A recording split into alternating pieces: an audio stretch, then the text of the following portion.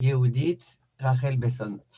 Shalom Ouvracha, ça me fait très plaisir de vous retrouver dans cette période de vacances dans laquelle les gens qui n'ont pas été en vacances et qui sont encore avec leur ordinateur, les gens qui sont assidus, on se retrouve Bezrat Hashem pour étudier la Torah, comme on le fait, Baruch Hashem, depuis pas mal de temps déjà en Zoom, tous les lundis soirs.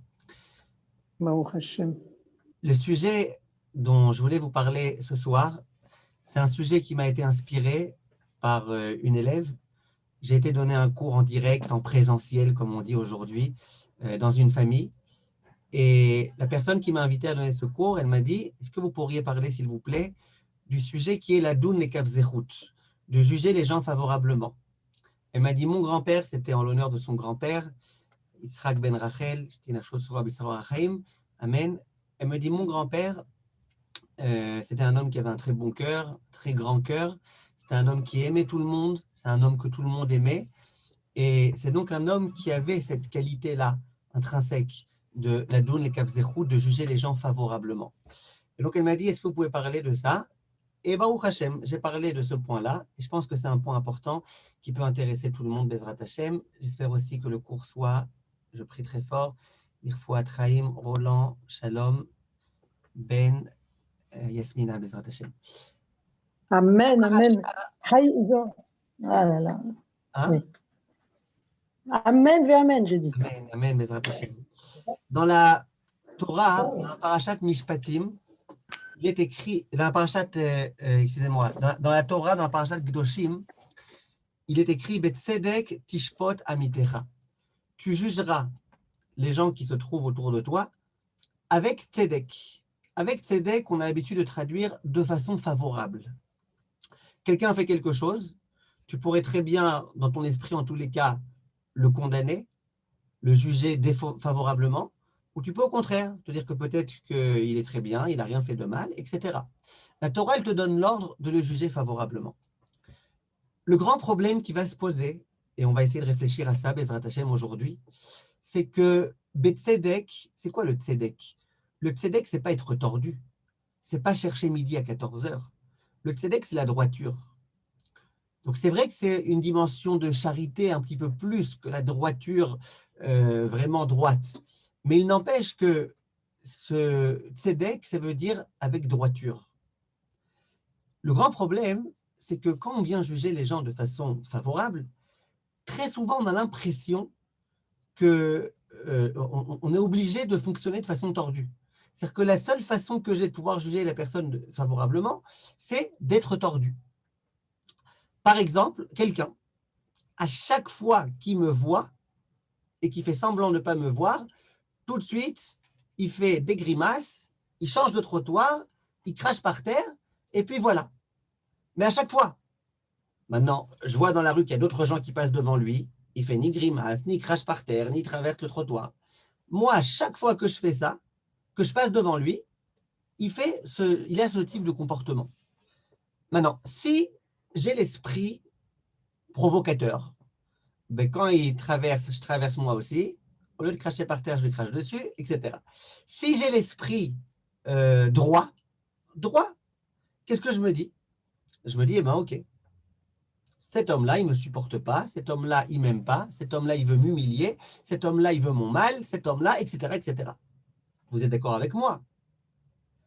Eh bien, la Torah, elle te dit non. La Torah, elle te dit, ben, je ne sais pas, dis-toi peut-être qu'il a un tic. Il a un tic, c'est qu'à chaque fois qu'il te voit, il doit changer de trottoir, il doit cracher, il doit faire la grimace. Peut-être c'est un tic. Et si tu poses la question, alors pourquoi il a le tic que quand il te voit à toi et pas quand il voit quelqu'un d'autre, on ne pose pas de question sur le tic. Pourquoi l'autre son tic, c'est de bouger la narine gauche et pas de bouger les paupières. J'en sais rien, c'est son tic. Donc, qu'est-ce qu'on me demande? Vous êtes bien d'accord que c'est complètement illogique de dire que c'est un tic? Ok, on peut dire, c'est un tic, et puis il ne s'est pas soigné, il ne s'est pas occupé de son tic, et maintenant je vois qu'il me voit, il traverse. Mais a priori, ce n'est pas logique. Le plus logique, le plus droit, si je veux être quelqu'un de droit et pas de tordu, eh ben, je vais me dire que pourquoi il me fait ce qu'il me fait, non pas parce qu'il a un tic, mais parce qu'il a un problème avec moi. Peut-être c'est moi le problème, j'en sais rien. Mais en tous les cas, il a un problème avec moi. Et la Torah, elle te dit non. Elle te dit, trouve tout type de façon d'expliquer que peut-être qu'il a un tic, et peut-être qu'il te veut rien, et peut-être que machin, et peut-être que truc. Qu'est-ce qu'on fait? S'il a un tic, on va le faire du ski nautique. C'est la meilleure façon de retirer les tics. Nautiques. Mais disons que le monsieur, moi, on me demande d'être droit. D'accord? Alors, droit, c'est être droit. C'est ça la question à laquelle j'aimerais réfléchir avec vous aujourd'hui. Donc, question, je la résume en 1 minute. La question, c'est, est-ce que la Torah, elle veut que je sois droit? Ou est-ce que la Torah, elle veut que je sois tordu? L'essentiel étant de juger les gens favorablement. Deuxième question qui va se poser, dans la Haggadah, on va être très sévère dans la Haggadah de Pessah.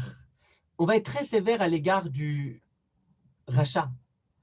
On va dire au rachat, pourquoi tu parles de façon impersonnelle, au pluriel, comme si toi tu t'excluais de la communauté. Les Chachamim posent la question, ils disent, mais le Chacham aussi. Quand il a dit, Ma idud vachukim mishpatim, asher tziva Hashem Elokeinu etchem, il s'est aussi exclu a priori. Et pourtant, on voit que le père, concernant le rachat, il doit littéralement lui casser les dents, alors que, concernant le Chacham, il doit lui répondre avec beaucoup de respect, avec beaucoup de sérieux. Mais pourquoi? Le rachat, il a dit Ma avoda azot lachem. Lachem, c'est genre à vous. Donc il s'est exclu. Mais le Chacham aussi, il a dit lachem. Donc il faut comprendre. Pourquoi le rachat, on le juge tellement négativement, alors que le Chacham, on le juge favorablement. En dehors de ça, il est écrit dans la Gemara, dans la Sechet Shabbat, d'Afkouf Kav Zayin, qu'il y a des mitzvot dont on reçoit le salaire dans ce monde-ci, et dont le capital est réservé pour le monde futur. Le capital est réservé pour le Olam Haba. Et l'une des mitzvot, c'est quoi? C'est celui qui juge l'autre favorablement. Ça veut dire que quand je vais arriver en haut et qu'on va me juger, et ce jugement, ça ne sera pas de la blague, ça ne sera pas un jugement éphémère, ça sera un jugement qui concernera toute ma vie future. Quand on va me juger, eh ben on va me juger selon la façon dont moi j'ai jugé. Si moi je jugeais les gens favorablement, on me jugera favorablement. Si je jugeais les gens défavorablement, on risque, Chas Shalom, de me juger défavorablement et ça risque de coûter cher. Donc on voit combien c'est important. C'est une mitzvah qui, lorsque tu l'accomplis, tu manges des fruits dans ce monde-ci, ça veut dire que tu as une récompense dans ce monde-ci, tu as une récompense dans le monde futur, et en plus, tu mériteras au Olam Haba, un grand Olam Haba, puisqu'on te jugera à toi favorablement. Chaque petite lourdeur que tu as faite, que tu as commise, on dira, bon, là, il avait des bonnes raisons, et donc on peut légitimer son comportement. Maintenant, plus que ça, si on veut voir jusqu'où ça va cette obligation de juger les Kav Zechut. Quand on parle de l'interdit qui s'appelle Marit Ha'ayin, je sais que quand on parle au français de Marit Ha'ayin, tout de suite, l'exemple qu'ils ont en tête, c'est McDo. C'était l'exemple que les rabbinim m'y donnaient en France, le McDo. On te dit, ne rentre pas au McDo, de peur que, toi, ton intention, c'était de boire un verre de coca, cachère. Toi, ton intention, c'était de faire ceci et cela. On te dit, non, Marit Ha'ayin, Marit Ha'ayin. C'est quoi Marit Ha'ayin? Je ne rentre pas dans la question maintenant ilchatit du McDo. J'ai un cours sur ça dans Kashrut, vous pourrez regarder. Mais ce n'est pas mon sujet maintenant. Mon sujet, c'est Marit Ha'ayin. Pendant 2 minutes. C'est quoi Marit Ha'ayin? Marit Ha'ayin, ça veut dire que les gens ils vont me voir et ils vont peut-être suspecter que j'ai mangé quelque chose de pas cachère au McDonald's. Donc, et alors quoi? Là viennent les décisionnaires et disent, et alors il y a 2 problèmes. Premier problème, c'est que peut-être que les gens, ils vont apprendre de moi que c'est permis de manger au McDo. Tout ce qu'on veut. Deuxième problème, c'est que les gens, ils risquent de suspecter. Ah, tu l'as vu un tel, il est rentré au McDo. Donc, il y a 2 problèmes. Attention. Pourquoi je n'ai pas le droit de rentrer au McDo si je n'ai pas le droit? Pourquoi je n'ai pas le droit le Shabbat, pour prendre un exemple de la Gemara? Pourquoi je n'ai pas le droit Shabbat, quand mon manteau est un peu mouillé, de le suspendre quelque part sur des fils pour le mettre à sécher? De peur que les gens pensent que j'ai fait la lessive pendant Shabbat. Et qu'est-ce qu'il y a s'ils pensent? Eh bien, 2 possibilités. Première possibilité, ils vont déduire de là que c'est permis de faire la lessive pendant Shabbat. Deuxième chose, même s'ils n'apprennent pas ça de moi, en tous les cas, ils risquent de dire, ah, tu l'as vu lui, hein? Soi-disant, c'est un tzaddik, regarde, il fait la lessive pendant Shabbat. Et à mon avis, ce n'est pas une marloquette, ces deux opinions-là, ces deux façons de voir les choses. À mon avis, ça dépend tout à fait de qui est-ce qui l'a fait. Si tu vois Rav Ovadia rentrer au McDonald's, tu vas dire, ah, le Rav Ovadia va au McDonald's, ça veut dire que les hamburgers McDonald's, ils sont glad kasher. Eh, la preuve, Rav Ovadia, il est rentré au McDonald's. Les amis, maintenant, on peut aller au McDonald's. Dommage qu'on n'ait pas vu le Rav Ovadia dans d'autres endroits, ça aurait autorisé beaucoup de choses. Ça, c'est le problème. Quand tu vois un Talmid Chacham, par exemple, tu vas te dire, si lui, il l'a fait, c'est qu'on peut le faire. Deuxième problème qu'il peut y avoir, eh ben, c'est quand c'est quelqu'un qui n'est pas Rav Ovadia. C'est quelqu'un, on ne lui donnera pas de nom, quelqu'un, un juif sympa. Tu le vois rentrer au McDonald's. Bon, tu ne vas pas dire si lui, il rentre et que c'est permis. Eh, toi, tu es plus religieux que lui. Mais tu vas dire, ah, Mathieu, toi, tu rentres au McDonald's. Je ne savais pas. Toi, tu manges des hamburgers McDonald's. Ah bon? Tu veux que j'aille dire ça à ton père ou à ton rave? À ton père? Ok, je dirais à ton père et à ton rave. Ça, c'est le problème qui peut se poser avec les gens qui sont pas des grands tzadikim ou des exemples. Donc, on ne risque pas d'apprendre de ces personnes-là que c'est permis, mais on risque de les suspecter. Maintenant, moi, je vous pose une question. Je vous dis, mais Ribono Shel Olam, laisse-moi tranquillement prendre ma veste qui est mouillée, la suspendre quelque part pour qu'elle sèche. Et les gens, ils n'ont qu'à me juger favorablement. Pourquoi on m'a interdit de suspendre mes vêtements de peur que les gens pensent que j'ai fait la lessive Shabbat? Mais les gens, ils n'ont qu'à être droits, ils n'ont qu'à me juger favorablement. Ils n'ont qu'à penser que j'ai fait aucune lessive, que j'étais dehors, qu'il a plu, tout le monde voit qu'il pleut très bien dehors, et donc que j'ai dû sécher mon vêtement. Pourquoi on m'a interdit de suspendre mon vêtement? Pourquoi tu m'interdis de rentrer au McDo? Laisse-moi rentrer au McDo. Peut-être j'étais au McDo. Est-ce que je voulais aller aux toilettes? Qu'est-ce qu'il y a? Les toilettes du McDo, elles sont cachères, c'est bon. Qui est-ce qui a une réponse à la question? Chavod, aidez-moi. Peut-être que c'est naturel de juger défavorablement et que la Torah, elle connaît la nature humaine. Et donc elle a interdit de se mettre dans une situation qui pourrait susciter chez les gens un jugement défavorable. Et pourquoi? Très bien. Et pourquoi? Comment vous appellerez ce issour, cet interdit? Comment vous appelleriez cet interdit? Moi, de mettre une embûche devant l'aveugle, peut-être, je ne sais pas. Zak ou Baruch Hazak. Je vous mets un petit doigt là vers le haut. Zak ou Baruch. C'est exactement ça. Il faut vraiment avoir l'esprit très intelligent comme vous, Rivka, pour réussir à comprendre cette chose-là. Écoutez bien. Écoutez, jusqu'où ça va. Chachamim, ils disent, lui, bien sûr qu'il a le devoir de te juger favorablement. Mais comme on sait très bien qu'il y a des gens qui risquent de ne pas te juger favorablement, qu'est-ce qui va se passer? Eh bien, il va se passer que toi, à cause du fait que tu rentres au McDonald's, tu vas faire que quelqu'un ne va pas te juger favorablement. Donc, ce quelqu'un, il va faire un interdit. À cause de qui va faire cet interdit de ne pas t'avoir jugé favorablement? À cause de toi. Parce que si tu n'étais pas rentré au McDo, il ne t'aurait pas jugé de cette façon-là. Si tu n'avais pas suspendu ton linge, eh ben, il ne t'aurait pas suspecté. Donc, on te demande de ne pas avoir un comportement qui peut conduire l'autre à te juger défavorablement, tellement c'est grave si lui, Chas v'Shalom, il te juge défavorablement. Donc, c'est tout l'inverse de ce qu'on pense. On a posé la question à Dilek à te juger favorablement, mais justement, c'est de peur qu'il ne le fasse pas que toi, on te demande de ne pas faire des comportements qui sont un petit peu suspects. Très bien. Donc, on a compris là jusqu'où les choses peuvent aller. Et maintenant, j'aimerais, Bezrat Hashem, réfléchir avec vous à une question très, très intéressante. Avant même de devoir s'interroger sur le fait de comment je dois juger l'autre. Est-ce que je dois le juger favorablement? Est-ce que je dois le juger défavorablement? Je pense qu'il y a une première question qui se pose. Est-ce qu'on est tous obligés d'être des dayanim? Est-ce qu'on est tous obligés d'être des juges? Est-ce que quand je sors dehors et que je vois deux personnes se disputer l'un l'autre, je suis obligé, moi, d'être là? Je ne parle pas d'essayer de les séparer, si je peux les séparer avec plaisir. Mais je demande, est-ce que moi, je suis obligé de venir et de juger? Lui, il a raison, lui, il a tort, lui, pourquoi il a fait ceci? Là, il a exagéré, là, il a abusé. Mais qui t'a demandé? Qui t'a demandé d'être juge? Et je disais l'autre jour que c'est intéressant. Parce que tu demandes aux gens, dis-moi, tu as envoyé tes enfants, toi, à la yeshiva? 90% des gens, ils vont te dire non, je n'ai pas envoyé mes enfants à yeshiva. Qui a dit que tous les enfants doivent aller à la yeshiva? Il y a celui qui est bon en Gemara, alors lui, je l'envoie à la yeshiva. Il y a celui qui est bon en maths. L'autre, il me dit l'autre fois, j'ai posé la question à mon fils, mais vraiment, c'est un génie, mon fils. Je lui ai demandé combien ça fait 3 fois 2. Il n'a même pas réfléchi 1 minute, il m'a répondu que ça fait 8. Même pas 1 minute, spontanément. Lui, je ne vais pas l'envoyer à étudier la Torah, lui, je l'envoie faire de la mathématique appliquée. L'autre, il dit, mon fils, il a 14 ans, il a fait un puzzle en 2 mois. Or que sur le puzzle, il y avait écrit entre 2 et 4 ans. T'as vu? Il a réussi à le faire en 2 mois et pas en 4 ans.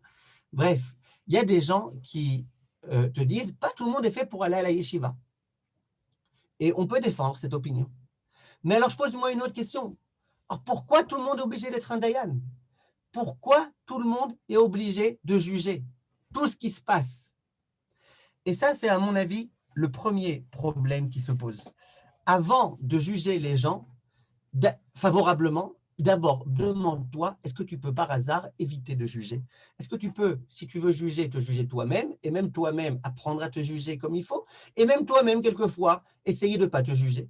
Qui a dit qu'on est obligé de juger chaque chose qu'on fait, chaque petite erreur qu'on fait? Qui a dit qu'on est obligé de juger? Ça, c'est la première chose. Il y a une fois une fille qui venait me voir, et à chaque fois, elle jugeait tout ce qui bougeait pas, tout ce qui machin, sans arrêt, esprit critique à 100%. Une fois, elle me parlait, je lui ai dit, dites-moi, comment vous vous appelez? Elle me dit, je m'appelle Diana. Je lui ai dit, je ne peux plus rien vous dire, c'est une vocation pour vous. Alors, si vous êtes une Diana, je peux rien faire pour vous. Elle ne me laisse pas finir ma phrase, elle me dit, mon nom de famille, c'est Dayan. Je dis, alors là, Diana, Dayan, j'espère que vous ne la connaissez pas. Non, j'ai un petit peu exagéré l'histoire. En tout cas, ce que je veux dire, c'est qu'il y a un concept qui s'appelle juger. Qui te demande de juger? Si tu es un Dayan, tu dois juger, pas tout le temps, pas tout le monde. Les plaignants qui viennent te voir et qui te demandent de les juger. Maintenant, la Mishnah, maintenant on va essayer d'expliquer pourquoi. Bichlal, ce n'est pas du tout obligé de juger les gens. La Mishnah, elle dit dans Pirkei Avot, Perek Bet Mishnah Dalet, Al tadin et traverra, ad shetagia limkomo. Ça veut dire quoi? Ne juge pas ton ami tant que tu n'es pas arrivé à sa place. C'est quoi arriver à sa place? Donc on me dit, toi tu veux juger quelqu'un, ok tu peux, et pas de problème, juge, mais attends d'être à sa place pour juger. C'est quoi être à sa place? Alors le bonhomme, l'autre fois, il s'est garé à une place. Et on lui a dit, mais c'est une place d'handicapé. On lui a donné un PV. Alors lui, il dit, ah ouais, non, mais l'autre fois, je me suis moqué d'un handicapé. On m'a dit, mets-toi à sa place. Je me suis mis à sa place, vous me donnez une contravention. En d'autres termes, c'est quoi sa place? Se mettre à sa place, c'est quoi? Sa place physique, sa place morale, sa place mentale? C'est quoi se mettre à la place de quelqu'un? Il faut savoir que le comportement d'une personne peut dépendre de plein de facteurs. Le comportement d'une personne peut dépendre de son humeur ce jour-là, peut dépendre de l'humeur de sa femme, quelquefois ça va ensemble, ou de son mari. Ça peut dépendre de l'éducation qu'il a eue. Le comportement d'une personne, il peut dépendre de ses valeurs, les valeurs auxquelles il était éduqué. Le comportement de quelqu'un, il peut dépendre de l'affection qu'il a reçue ou pas reçue de ses parents. L'humeur de quelqu'un, elle dépend d'une tonne et d'une tonne et d'une tonne de choses. Son niveau d'intelligence, sa sensibilité, plein de choses. Donc on te dit, quand tu veux juger quelqu'un, si tu veux juger quelqu'un, eh ben, il faut que tu saches une chose. Mets-toi à sa place. Ça veut dire toi aussi, rentre dans ton cerveau avec une clé USB ou je ne sais pas quoi, tout ce que l'autre il a entré dans son esprit, et vas-y. Maintenant, tu veux savoir ce que toi, tu aurais fait à sa place, tu peux. Mais tant que tu n'es pas à sa place, tu ne peux pas juger l'autre. Il y a certains chachamim qui expliquent, c'est quoi mekomo, achitagi alimkomo, tant que tu n'es pas arrivé à sa place? Sa place, c'est sa place dans l'olam haba. C'est quoi la vraie place de l'homme? Ici, dans ce monde-ci, c'est une place éphémère. C'est quoi la vraie place de l'homme? C'est dans l'olam haba. On dit ne juge pas l'autre tant que tu n'es pas arrivé au olam haba. Et pourquoi? Parce que toi, tu croyais être 1 million de fois meilleur que l'autre. Tu vas arriver au Olam Haba. Le grand Dayan en haut, ça va être lui. Lui va te juger. Celui que tu pensais être un nul et sans arrêt, tu l'as jugé défavorablement, c'est lui qui va te juger. Ah, maintenant, on va voir ce qui va se passer avec toi. Au mieux, tu seras la femme de ménage du Beddin céleste. Au pire, tu reviens en Gilgoul. Ouais, mais toi, tu juges. Juge. Juge autant que tu veux. Vas-y, continue à juger. Juge. Mais sache que plus tard, au Olam Haba, eh ben, tu verras que les choses ne sont pas comme tu pensais. Donc, ne juge pas. Tu peux juger si tu veux, mais quand tu arriveras en haut, tu veux juger, juge. Mais pour l'instant, ne juge pas. En d'autres termes, pour juger quelqu'un, il faut savoir exactement qui il est, d'où il est venu, où est-ce qu'il a grandi, etc., etc., etc.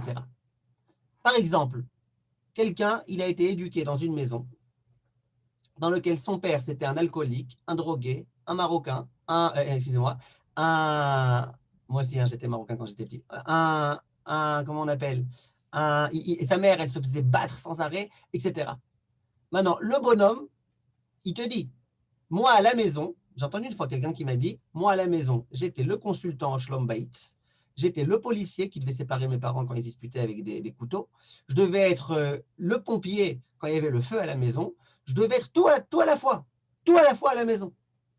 Mais toi, tu viens, tu es au courant de rien, hein, de tout ça, et tu le juges.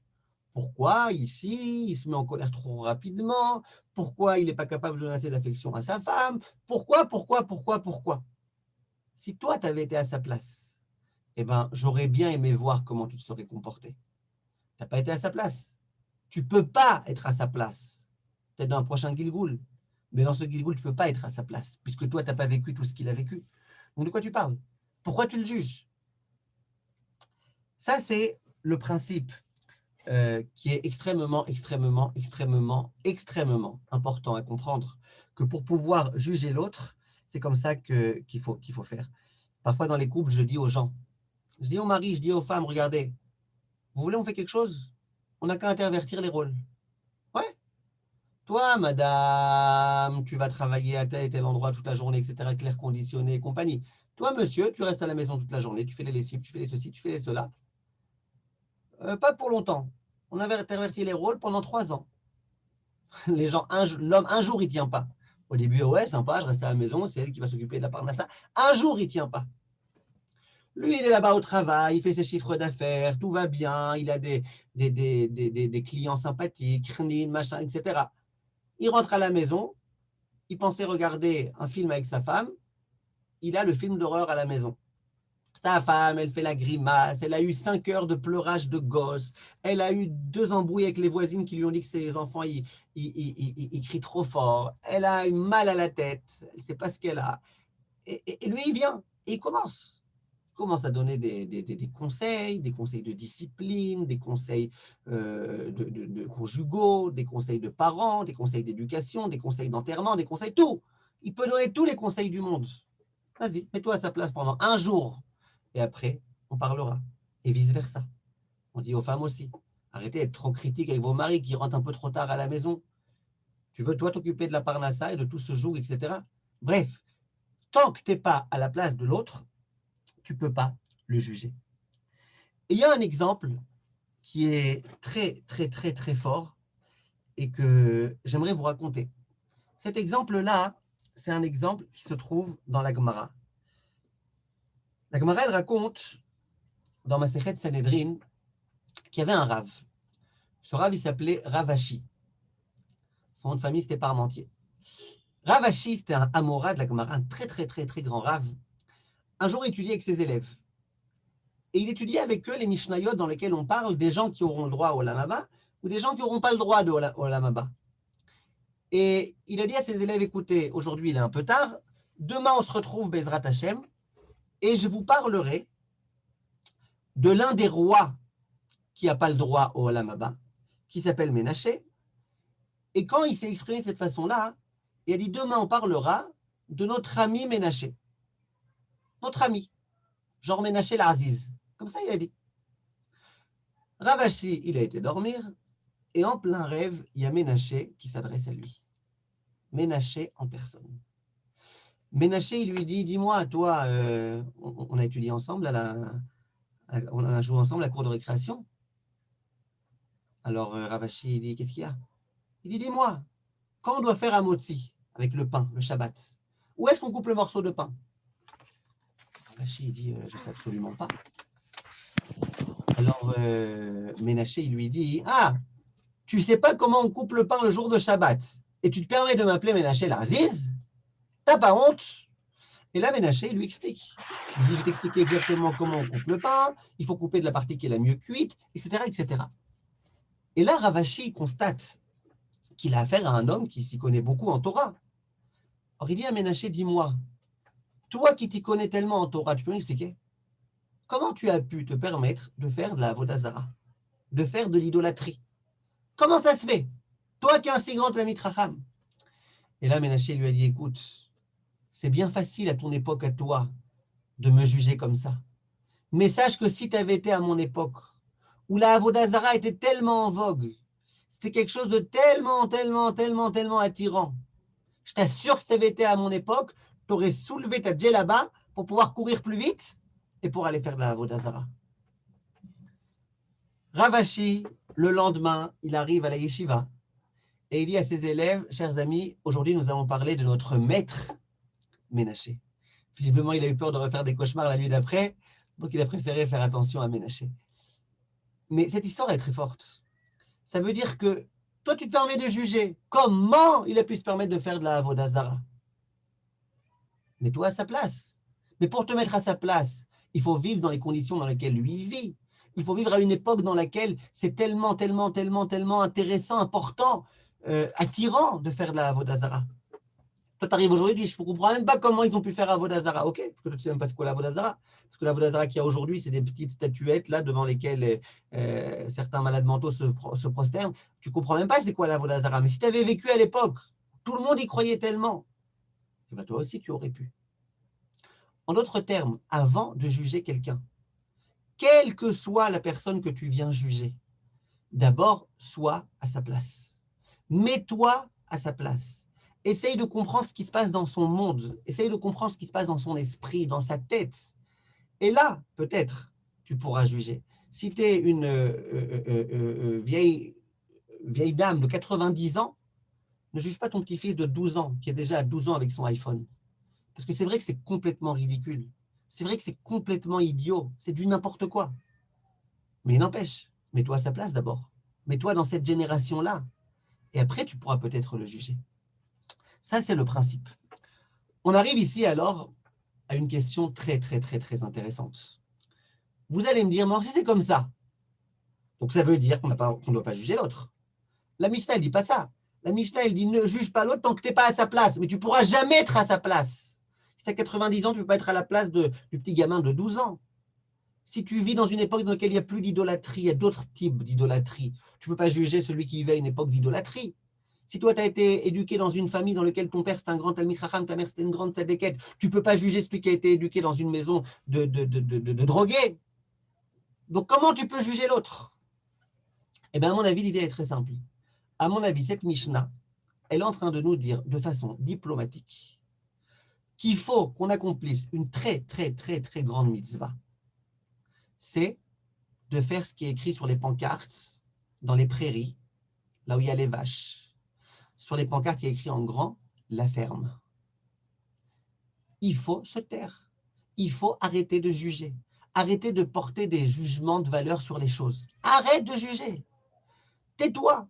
Accepte de te taire. Accepte de comprendre que tu ne peux pas. C'est ça que la Mishnah elle nous dit. Quand elle nous dit « ne juge l'autre que quand tu arriveras à sa place », ça veut dire « ne juge pas », en d'autres termes. C'est comme ça qu'on peut expliquer toutes ces choses-là.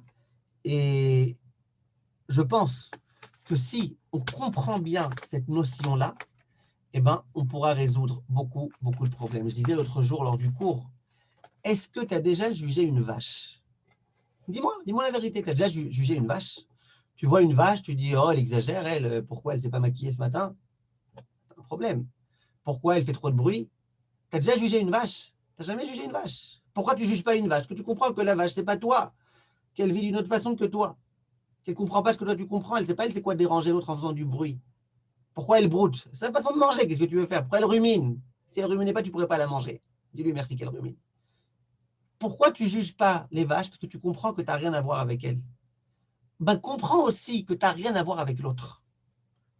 L'autre, il a ses soucis, il a ses problèmes, il a ses... On n'est pas obligé, quand on vient voir quelqu'un, de lui dire « Regarde tous les problèmes que j'ai ». Mais toi, quand tu viens le juger, eh ben, tu peux t'imaginer que peut-être qu'il a eu une vie difficile, peut-être qu'il a des choses compliquées dans sa vie. Et donc, ne juge pas l'autre. Ça, c'est le point qu'il faut absolument, absolument, absolument comprendre. De la même façon que tu ne juges pas une vache, de la même façon que tu ne juges pas un chien, ne juge pas un être humain. Et si on comprend cette chose-là, on pourra vivre de façon beaucoup plus tranquille. Je vous assure que les gens qui ne jugent pas tout, ils sont tranquilles, ils ont une belle vie, ils sont heureux, ils voient les choses de façon positive, ils voient l'humanité de façon positive. Mais les gens qui sans arrêt, pourquoi ceci, pourquoi cela, pourquoi machin, pourquoi truc, ils ont une vie pourrie. Parce que tout est pourri dans la vie. Parce que si tu décides de regarder les choses sous une optique négative, si tu décides de tout juger, avec en plus l'esprit critique, propre aux Français, ou sale aux Français, et bien qu'est-ce que tu veux faire? Donc tout est moche. Tu vas voir le plus beau paysage, tu vas dire, ouais, mais regarde ici, regarde là-bas, regarde machin. Et ça, c'est un grand, grand, grand problème. Alors, ça, c'était le premier point que je voulais vous dire. Premièrement, arrête de juger. Maintenant, le problème, c'est que si jamais on décide d'arrêter de juger, les gens ils vont dire, mais alors c'est comme ça. On risque d'être complètement naïf. Ça veut dire quelqu'un me propose un chidour. Moi, la fille, on me propose un chidour avec un garçon. On sait qu'il est drogué. On sait qu'il est dépressif. On sait qu'il a déjà fait 40 tentatives de suicide. On sait qu'il a déjà fait 3 tentatives de meurtre qui ont marché. Et on me dit, vas-y, tu veux essayer? Moi, je veux dire, ah, moi, on m'a appris, non, il ne faut pas juger, hein, on ne sait jamais. Peut-être qu'il a tué des gens qui vraiment ont voulu aussi le tuer, peut-être que machin. Non, moi, j'y vais. Hein. À mes risques et périls. Vous savez bien d'accord qu'on ne peut pas. Tu veux engager quelqu'un dans ton travail, il faut bien avoir un tout petit peu l'esprit critique. Est-ce qu'il a celui-là? Pourquoi il parle comme il parle? Pourquoi il fonctionne comme il fonctionne? Pourquoi il s'est fait renvoyer de 43 endroits? Qu'est-ce qui se passe? Donc, on est obligé de juger. Et c'est là que la halakha, elle vient et qu'elle nous donne un certain nombre de principes. Et on va essayer maintenant de les comprendre, ces principes-là. Elle dit la chose suivante. Celui qui est Yereh Shamaim, ça veut dire qui a la crainte de Dieu. Vous allez me dire, est-ce qu'il n'y a pas par hasard un outil, un instrument pour calculer la Yirat Shamaim des gens? Il n'y en a pas. Mais disons que le Yereh Shamaim, c'est celui qui essaye de bien faire, celui qui essaye d'accomplir des mitzvot. De temps en temps, il commet des avérotes, comme tout un chacun. Lui, c'est le Yereh Shamaim. Si tu l'as vu commettre une avéra, dont tu n'es pas sûr que c'est une avéra, parce qu'il était dans la voiture Shabbat, peut-être sa femme elle devait accoucher. Donc si tu le vois commettre un acte qui tend plus vers le mal que vers le bien, tu as le devoir de le juger favorablement. Évidemment que si son acte, 90% de chance c'est une mitzvah et 10% c'est pas une mitzvah, évidemment que tu dois le juger favorablement. Mais même si 90% de chance que c'est une avéra, il n'y a que 10% de possibilité de le juger favorablement, tu as le devoir de le juger favorablement. Le mécréant, qui vraiment fait le mal pour faire le mal, aujourd'hui, Baruch Hashem, il y en a très peu, de vrais mécréants, de vrais, je ne parle pas de Tinok Shenishba, je ne parle pas de gens qui n'ont pas été éduqués selon les valeurs de la Torah, mais je parle de gens qui ont été éduqués selon les valeurs de la Torah, qui sont des mécréants. Eux, même s'ils font un acte qui tend plus vers le bien que vers le mal, tu les juges de façon défavorable. C'est la Torah qui nous dit. Et le Benoni, celui qui est entre les deux, il est religieux mais pas trop. Il aime bien commettre des avérotes, mais il aime bien aussi accomplir des mitzvot. Celui-là, alors quand il fait un acte qui tend plus vers le mal que vers le bien, tu n'as pas de devoir de juger les kavzerut. Mais il vaut mieux. Il vaut mieux si tu peux, mais tu n'as pas de devoir. Ça, c'est tout d'abord ce que Chachamim nous demande. Maintenant, pour voir jusqu'où ça peut aller, et combien ça peut être, j'allais dire tordu, mais combien ça ne l'est pas, j'aimerais vous raconter l'histoire que la Gemara raconte, j'imagine que vous la connaissez, mais je vous la raconte quand même. L'histoire de la Gemara de Shabbat d'Afrouf Kavzaïn. La Gemara raconte qu'il y a un homme qui habitait en Galilée et qui avait grandement besoin de Parnassa et qui a été obligé de se rendre dans une ville du sud d'Israël pour pouvoir avoir sa parnassa. Il a travaillé pendant 3 ans auprès d'un homme qui était très très riche. Au bout de 3 ans, c'était la veille de Kippour, dit la Gemara, cet homme-là est venu voir son employeur, il lui a dit, écoute, ça fait 3 ans que je travaille, j'aimerais bien s'il te plaît que tu me payes, que je puisse rentrer à la maison et donner à ma femme, à mes enfants un petit peu d'argent pour qu'ils puissent vivre. À ce moment-là, cet homme-là, regardez le toupet, il dit, j'ai pas d'argent. Alors, l'employé, il dit, bon, pas de problème, tu n'as pas d'argent, alors donne-moi un terrain. J'ai pas de terrain. Bon, tu n'as pas de terrain, alors je sais pas, donne-moi au moins tes vaches, tes troupeaux. J'ai pas de troupeaux. J'ai pas. Bon, donne-moi au moins tes oreillers, quelque chose, tes traversins, quelque chose. J'ai pas. Cet homme-là est parti. La Gemara, elle dit, Bepache nefesh. Bepache nefesh, ça veut dire en déprimant. Il est parti en déprimant. J'imagine que sa femme aussi, elle a déprimé quand il est revenu les mains vides. Il a dit, OK, il a pas eu là-bas. Dit la Gemara, quelques jours après, quelques mois après, excusez-moi, après les fêtes, cet homme-là, donc l'employeur, il s'est rendu au sud avec des ânes qui étaient pleins de nourriture et plein de bonnes choses, et il s'est adressé à cet homme-là, à l'employé. Il lui a dit, écoute, viens on mange, viens on boit, voilà, je t'ai amené ton salaire, et cet homme-là va recevoir son salaire. Et là, l'employeur, il va dire à l'employé, je peux juste te poser une petite question? L'employé dit oui. Il dit, quand tu m'as demandé de l'argent et que je t'ai dit que je n'avais pas, alors que tu as très bien vu ma grande maison, ma belle maison, toute ma fortune, etc., qu'est-ce que tu as pensé? Pourquoi tu t'es pas énervé? Mettez-vous à sa place, cet homme-là. Tu travailles pendant 3 ans. Tu as quitté ta femme, tes enfants pour aller travailler pour avoir de la parnassa. Au moment où tu veux enfin être payé, il n'a pas un sou, le monsieur. Menteur, il a une très grande maison. Il a plein d'affaires. Il a toutes les choses du monde. Il dit qu'il n'a pas. Je sais pas, moi je me serais mis à la place de cet homme-là, j'aurais dit, écoute, ou tu me payes ou tu me payes. Non, c'est vrai. Ou tu me payes ou tu me payes. Ou sinon, on fait un din Torah en haut. Je te tue, je me tue, on fait le din Torah en haut. C'est pas possible. C'est un mec. Il dit, tu sais ce que je me suis dit quand tu m'as dit que tu n'avais pas d'argent? Je me suis dit, peut-être que tu as eu une super affaire qui s'est présentée. Tu avais donc besoin de prendre tout ton argent liquide et de l'investir. L'employeur, il dit, eh ben, c'est exactement ça qui s'est passé. Exactement ça. Il dit, et quand tu m'as demandé un animal et que je t'ai dit que j'ai même plus d'animaux? Il dit, ben, j'ai pensé que peut-être que tes animaux, tu les avais déjà loués à quelqu'un d'autre qui en avait besoin. Il dit, exactement, c'est ce qui s'est passé. Et quand tu m'as demandé un terrain et que je t'ai dit que je n'ai pas de terrain, il dit, ben, je me suis dit que peut-être que tu avais prêté les terrains à des gens pour qu'ils puissent travailler, etc. Et quand je t'ai dit que même des oreillers, des machins, je n'avais pas, il dit, ben, je me suis dit que peut-être que tu avais décidé de prendre toute ta fortune et de la dédier à Kadosh Baruch Hu. La Gdish Etzé, de rendre ça Egdesh. Il dit, ma parole, c'est ce qui s'est passé.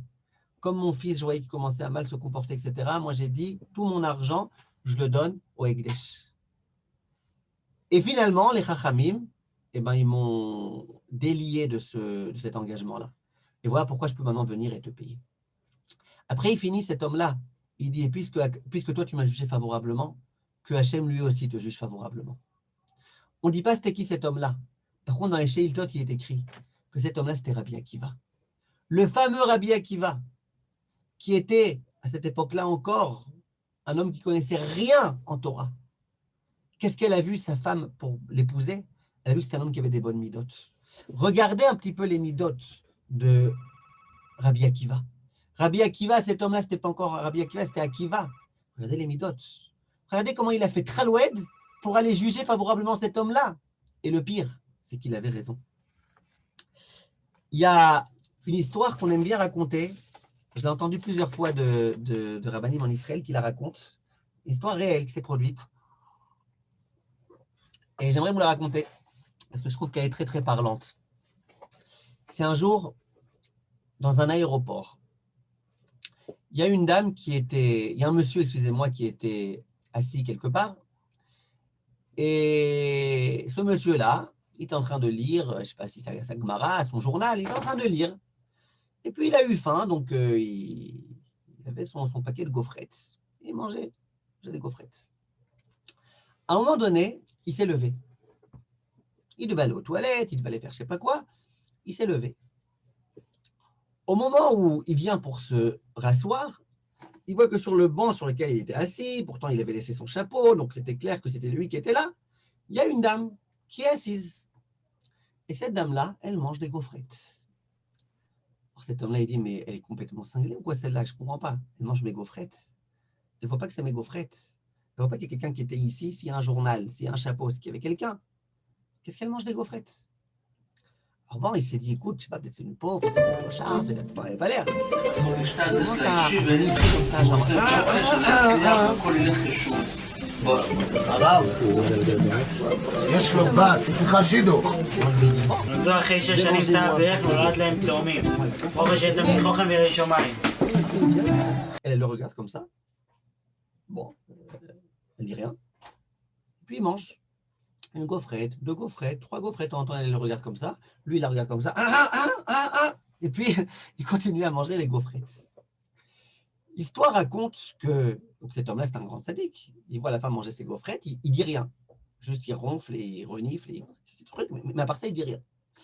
Le monsieur, au bout d'un moment, on appelle terminal, machin, les passagers sont...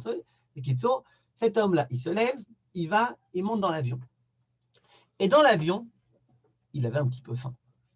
Ça ne lui a pas suffi les gaufrettes, parce qu'elle, l'autre, là, lui a volé des gaufrettes. Ça ne lui a pas suffi, il avait un peu faim. Mais donc, il s'apprêtait à manger quelque chose. Il ouvre son sac, et qu'est-ce qu'il voit dans son sac? Il voit dans son sac son paquet de gaufrettes à lui. Ça veut dire, écoutez bien l'histoire, ça veut dire que lui, il était sûr que c'est son paquet de gaufrettes qui était resté sur la table, alors qu'en fait, c'est pas vrai, le sien, il l'avait remis dans son sac. Ce paquet de gaufrettes, qui était la même marque que le sien, c'est le paquet de gaufrettes de la femme. Maintenant, lui, il croyait que c'était le grand sadique qui laisse la femme manger, et en fait, c'était elle la grande sadika. Elle voit un monsieur s'asseoir à côté d'elle, commence à renifler comme je sais pas quoi, manger de son paquet, et elle juste lui fait un petit comme ça pour, genre, je te dérange pas, non? et elle le laisse manger sans rien dire. Et bien cet homme-là, il a raconté cette histoire-là. Il a dit, regardez, c'est quoi juger favorablement. Si moi, j'avais jugé favorablement, et que j'avais compris que peut-être c'est son paquet de gâteaux, peut-être c'est un qui ressent, peut-être que... Eh bien, là, du coup, c'est moi qui ai volé ces gâteaux. Et c'est elle qui m'a jugé favorablement.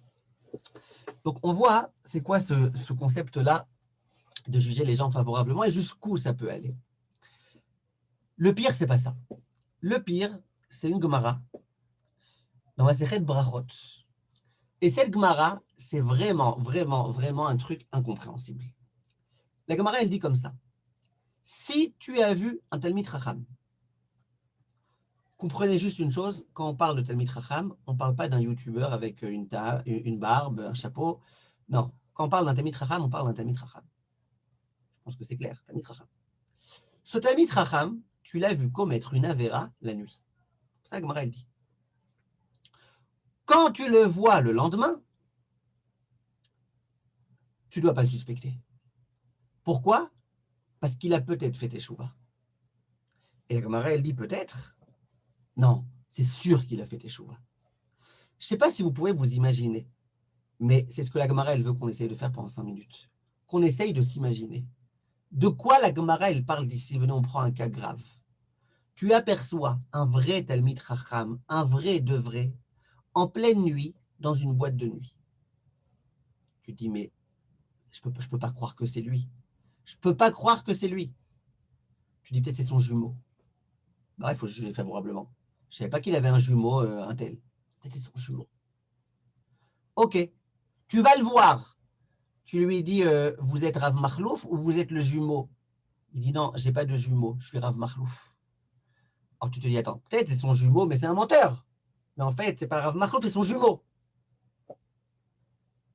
Bekitsour, tu vois qu'il a la même voix, tu vois que c'est lui, tu vois que c'est pas quelqu'un de déguisé, tu lui tires la barbe, il crie, parce que c'est vraiment lui. Tu vois que c'est lui. Tu lui dis, mais qu'est-ce que vous faites là, Rav Makhlouf, dans une boîte de nuit? Et lui, il te regarde, il dit, ben, parlons-en, qu'est-ce que tu fais là? Je te promets, je ne savais pas que tu allais être là. Si j'avais su que tu avais été là, je ne serais pas venu, moi non plus. Je dis, bon, soyons sérieux, mais qu'est-ce que tu fais là? Il dit, ben, j'ai eu un Yetzer Hara. Voilà, j'ai eu un très, très, très, très, très, très grand Yetzer Hara. Je suis venu ici. L'autre, il dit, ben, moi aussi. OK. Le lendemain matin, tu retrouves ce Rav Makhlouf. Comme je disais l'autre jour, dans ce genre d'endroit, ce n'est pas le lendemain matin, ça se finit le matin. Donc, une heure après, tu le vois au Beth Midrash. Il commence à distribuer des bénédictions, t'imagines là. Qu'est-ce que tu dois te dire? Tu dois te dire, c'est un hypocrite celui-là? Ou tu dois te dire, il a peut-être fait tchouva. Ben, la Gemara, elle te dit, tu dois te dire, il a fait tchouva. Il a laissé son Yetzer Hara s'exciter en boîte de nuit, et lui, maintenant, c'est le tzaddik. Vous avez vu jusqu'où ça va? C'est ce que la Gemara, elle demande. Et pour être très sérieux, le Chafetz Chaim, il ramène une marloquette à poskim. Est-ce que le lendemain, quand tu le vois, il faut que tu accomplisses la mitzvah d'Eoraïta de lui faire un reproche? Il y a des décisionnaires qui disent, ben non, puisqu'on te dit que c'est sûr qu'il a fait tchouva le lendemain, à quoi ça sert de lui faire un reproche? Quoi, pour enfoncer le couteau dans la plaie? Il te dit qu'il a fait tchouva. La Gemara, elle te dit qu'il a fait tchouva. Là, ça commence à devenir, j'allais dire, des science-fiction. Tu le vois, il a commis la Avera. Il y a encore une heure, il est en train de faire la Avera. Moi, tu le vois, tu dois te dire, c'est fini, il a fini, c'est un tzaddik, ça y est, tzaddik Gamour, vas-y, va faire tes Miché Bérach, va faire tes machins, il va vendre tes mezuzot à 3000 clés. Pourquoi? Pourquoi on te demande de faire ça? Et là, on arrive au Yesod. Au Yesod que je voulais vous dire. Ce Yesod-là, c'est un Yesod que les grands décisionnaires écrivent. Ils disent la chose suivante. Et là, on va répondre à la grande question qu'on a posée. Ils disent, c'est quoi Betzedek? Betzedek, ça veut dire il faut être droit. Moi, je vous pose une question. Voilà, soyez francs avec moi, je vous pose une question. Vous voyez Raphaël Kanievski dans une voiture le jour de Shabbat. Vous savez quoi? Vous le voyez lui conduire, appuyer sur la pédale. D'accord? Vous voyez Raphaël Kanievski. Maintenant, entre nous, le jour de Shabbat, prendre la voiture, il faut vraiment être quelqu'un de très light pour considérer que c'est une mitzvah de prendre la voiture Shabbat. La voiture Shabbat, c'est un Issour. Un Issour, c'est un Issour. Alors, la plupart des gens, 90% des gens qui sont dans des voitures Shabbat, c'est que c'est des gens qui sont des chilonim, qui ne font pas le Shabbat, ou des goïms, ou des machins.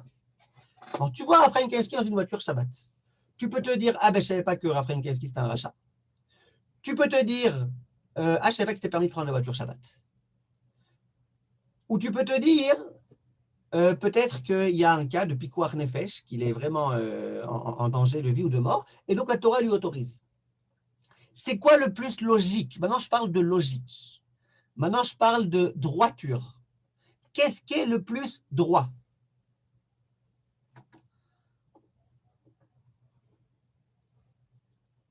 La troisième réponse. Pourquoi? C'est ça le plus droit. Tu vas dire, mais non, c'est pas droit.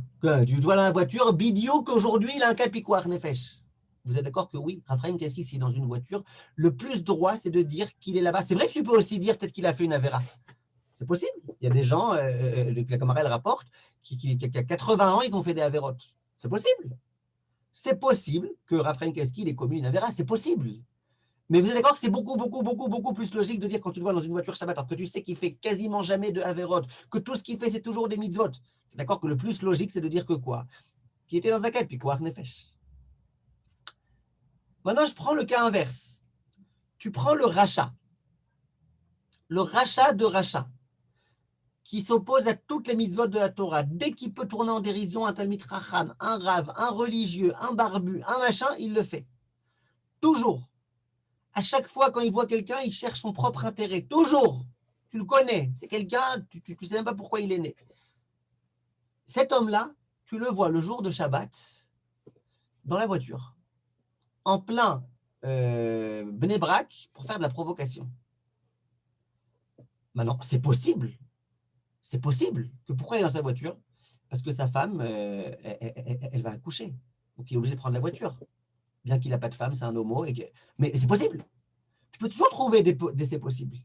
Mais c'est quoi le plus logique? Est-ce que le plus logique, maintenant, le plus droit, le plus logique, c'est de dire que peut-être que sa femme qu'il n'a pas, elle est en train d'accoucher? Ou le plus logique, c'est de dire qu'il a envie de faire une Avera? Hein, Rémi?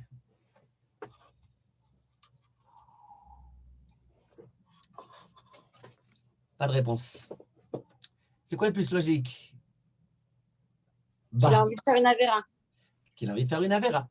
Ça veut dire que lorsque la Torah, elle te dit qu'un homme yéré shamaïm, quand tu vois un acte où il y a 70% de chances que c'est une avéra, 30% de chances que c'est une mitzvah, ou que ce n'est pas une avéra, quand elle te dit, eh ben, va dans le 30%, on a dit, mais ce n'est pas logique. Le plus logique, c'est les probabilités. Probabilité, 70%, c'est plus logique que 30%. La Torah elle-même, elle dit, va d'après le Rov. Ouais, mais quand il est yéré shamaïm, le plus logique, c'est de dire que dans son cas précis, il rentre dans les 30%. C'est ça, c'est très, très fin, cette chose-là. Et c'est comme ça que Chachamim explique. Le Talmid Chacham, le vrai Talmid Chacham, tu l'as vu commettre une avéra, une grave avéra. Ok. Il a fait une avéra. Tu as essayé de le juger au début, les kavzechut, son jumeau, son machin, c'est lui. C'est lui, tu sais que c'est lui. La avéra, il l'a commise. C'est pas qu'il t'a dit, je suis ici pour essayer d'être marzir, bitchouva, le disque jockey, je sais pas quoi. Non. Il te dit, je suis ici parce que j'ai eu du Yetzarara. Donc c'est une avéra. C'est quoi le plus logique? Je répète, je parle du vrai Talmid Chacham. C'est qu'une heure après, et que même pendant sa avéra, il soit déjà en train de regretter. Ou le plus logique, c'est de dire que non, il est resté dans la avéra et que c'est un espèce de menteur quand il fait ses miches et bella, chavotelu. Le plus logique, c'est de dire qu'il a fait des choses, que tu sais que c'est un tzaddik, c'est un Talmid Chacham. C'est quelqu'un qui fait toujours le bien. Même quand il fait le mal, il regrette tout de suite. C'est ça le yesod de juger favorablement. Et c'est ça le pshat que le Rav Soloveitchik donne dans la Haggadah de Pessah. Tu as affaire à un chacham, tu as affaire à un rachat. Le chacham, il fait toujours tout bien. Toujours, c'est une façon de parler. Il essaye toujours de faire le bien. Il essaye toujours de bien se comporter. Un jour, il a essayé échapper de sa bouche le mot lachem. Il a dit, c'est quoi ces choukim-là que Hachem, notre Dieu, vous a ordonné. D'abord, il a dit notre Dieu, ok. Mais il a dit, vous a ordonné. Tu aurais pu dire, bon, attends, qu'est-ce qu'il a, lui? Il s'exclut de la communauté.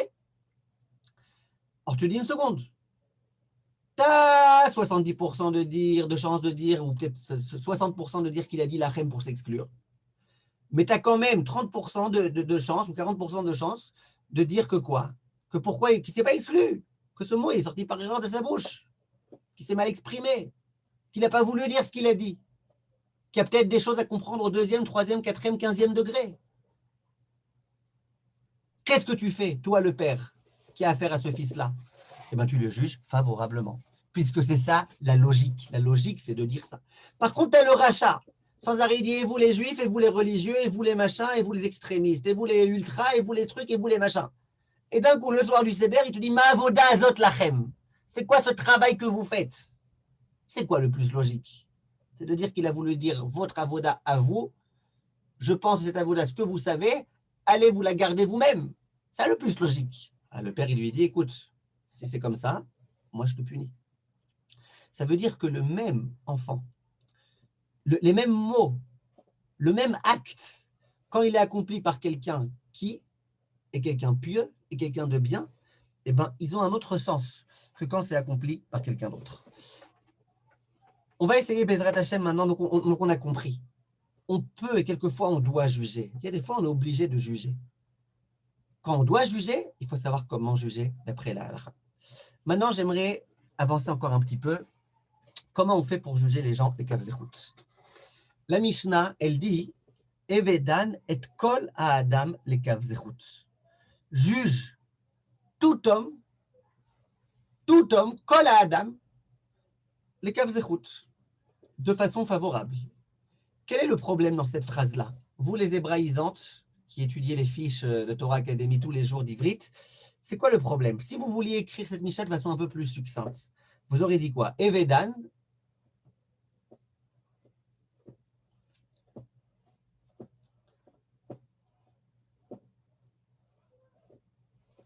Vous m'entendez? Kol anashim les kavzechut. Evedan quoi? Kol anashim les kavzechut. Ok. Et si vous voulez rester avec le mot Adam, en l'honneur Adam de ve anashim. Hein? Adam ve anashim. Pourquoi il vous dérange le Adam? Non? On met les deux. Hein? On met les deux, on met l'homme et la femme. Ah, j'ai compris. Vous dites Adam, c'est genre que l'homme et pas la femme. Ouais, mais quand on parle de Adam, on veut dire l'être humain.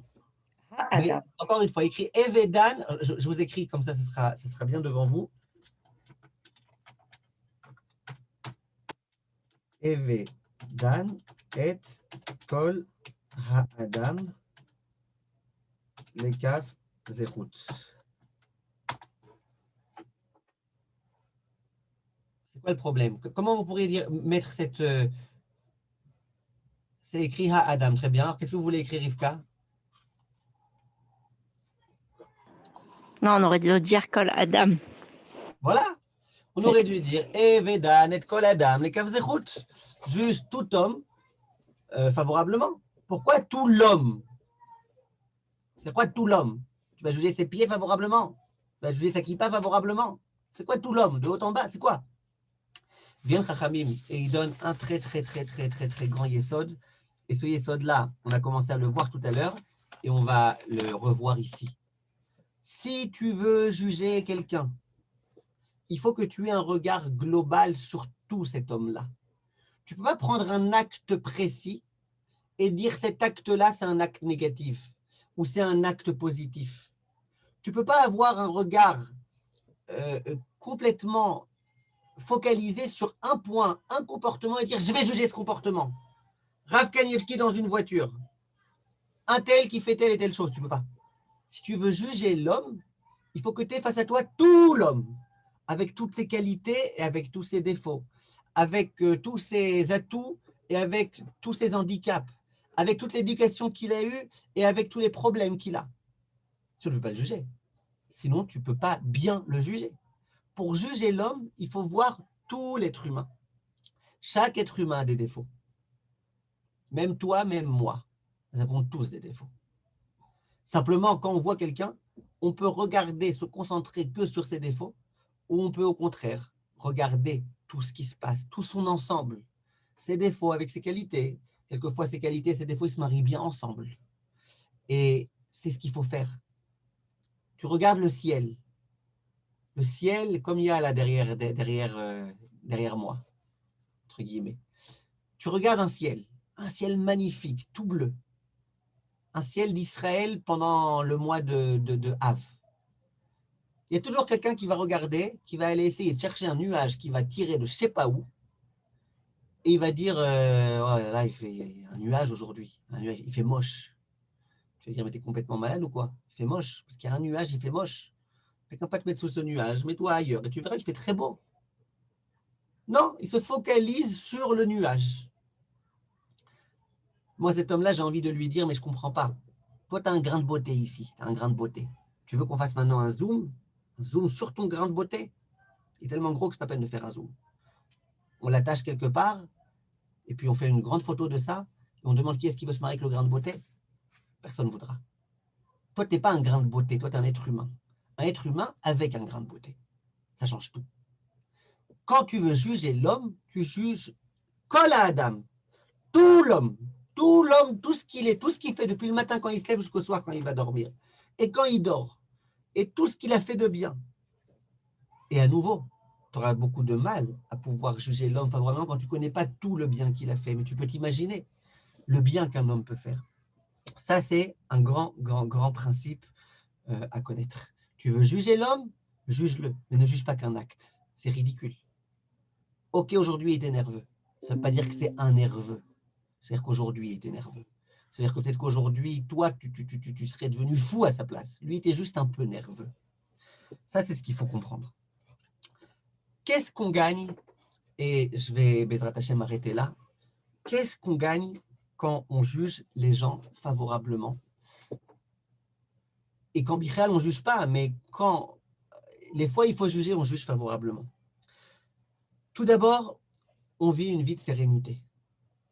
Je vous ai dit tout à l'heure, le monde, il est beau. Il y a des gens qui savent kiffer le monde. Les gens qui savent kiffer le Olam Hazé, c'est des gens qui savent ne pas à chaque fois chercher les défauts là où il y a. Parce que des défauts, il y en aura toujours. Tu peux tout faire, avoir le plus d'argent du monde, tout prévoir, tout ce que tu veux. Des défauts, il pourra toujours y en avoir. Si tu veux regarder que les défauts, eh ben, tu risques d'être très embêté. Donc, première chose que tu vas gagner, quand tu vas arrêter de regarder les défauts, c'est que tu vas commencer enfin à avoir une vie de sérénité. Je me rappelle une fois, il y avait un mariage. C'était le mariage super classe. Je ne sais pas combien de milliers d'euros ils ont dépensé. Il y avait les drones en haut, mais pas un drone. Il y avait 10 drones qui étaient en train de photographier ce qui se passait avec 14 caméramans hommes, 18 caméramans femmes, machin. C'était vraiment le grand truc. Ça faisait des mois et des mois qu'ils avaient tout préparé, etc.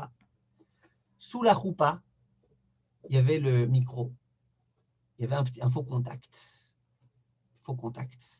C'était un truc gigantesque. Les gens, ils étaient à 2 km de la choupa, sans micro. T'es embêté.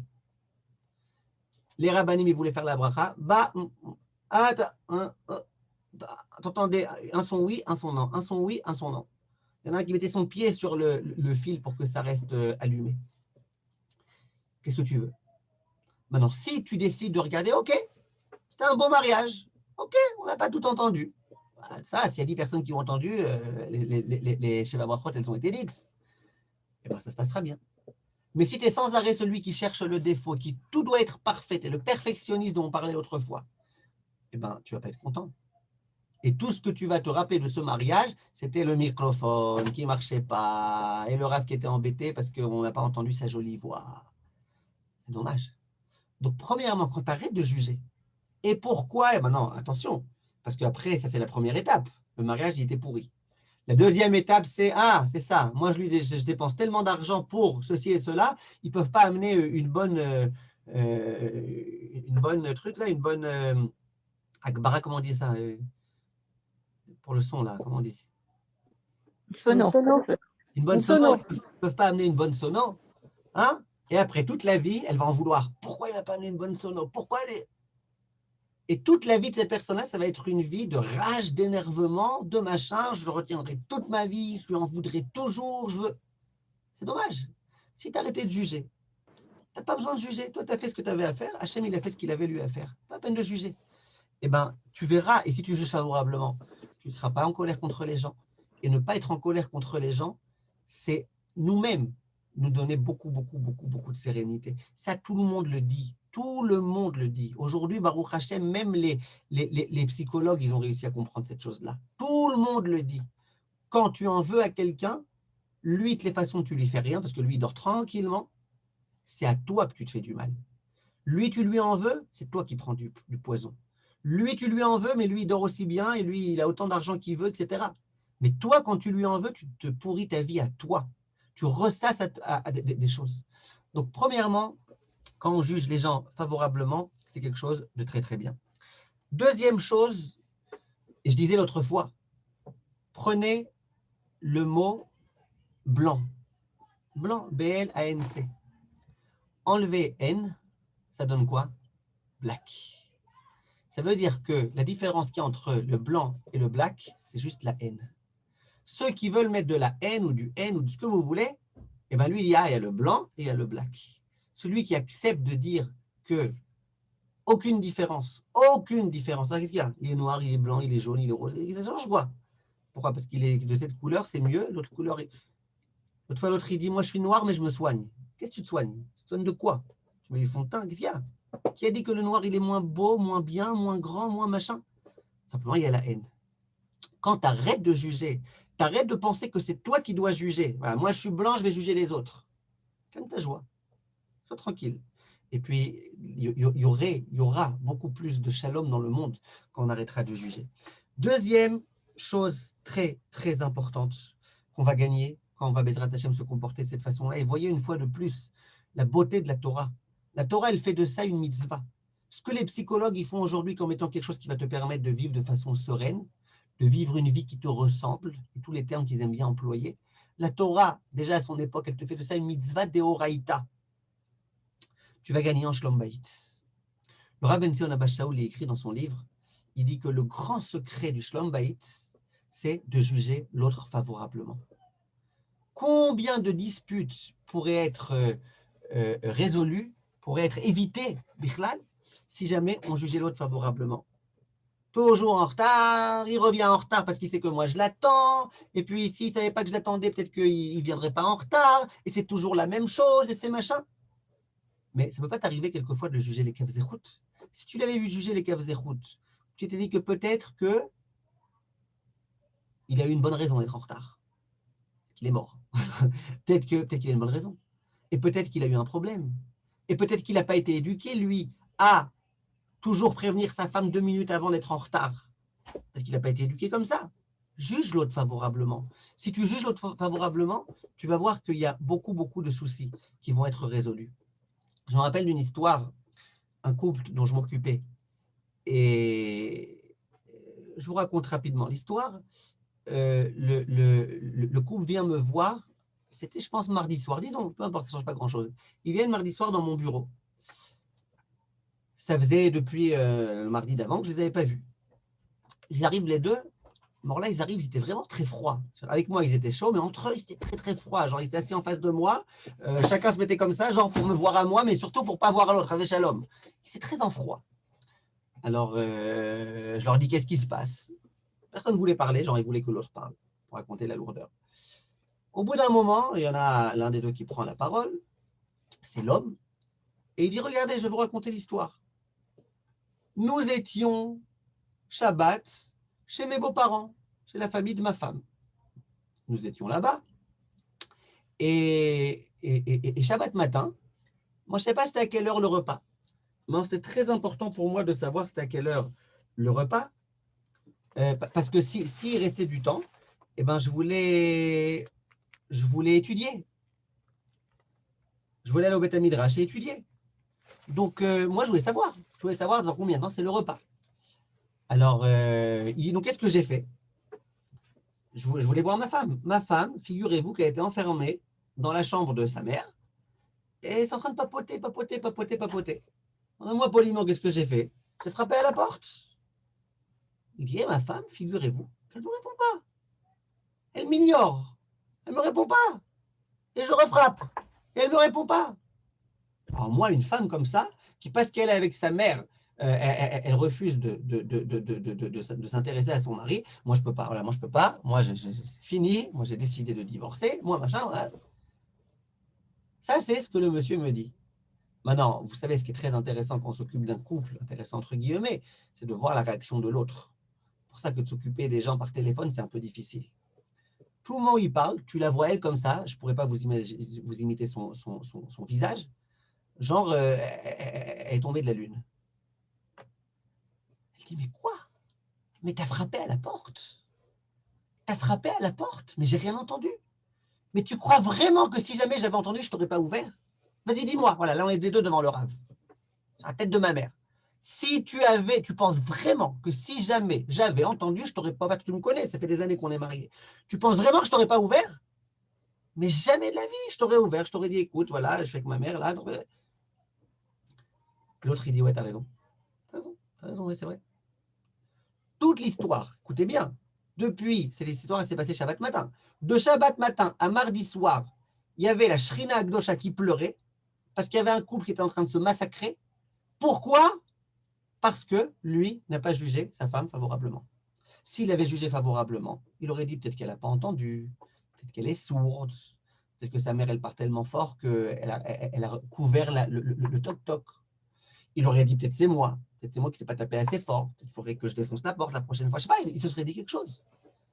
S'il ne se dit pas cette chose-là, eh ben, regardez où est-ce que ça peut mener.